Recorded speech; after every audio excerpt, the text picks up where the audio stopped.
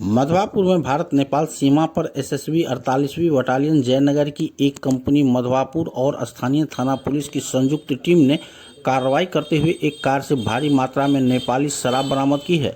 इस दौरान एक तस्कर को भी गिरफ्तार किया गया है।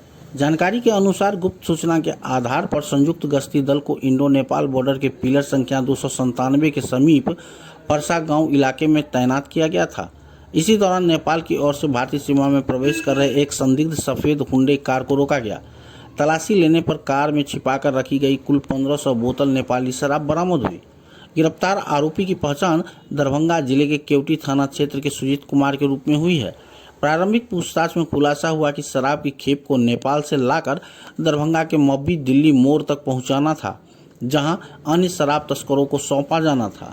सूत्रों के अनुसार इस तस्करी गिरोह में कई अन्य लोगों की संलिप्तता की आशंका है, जिसकी पहचान के लिए जांच जारी है।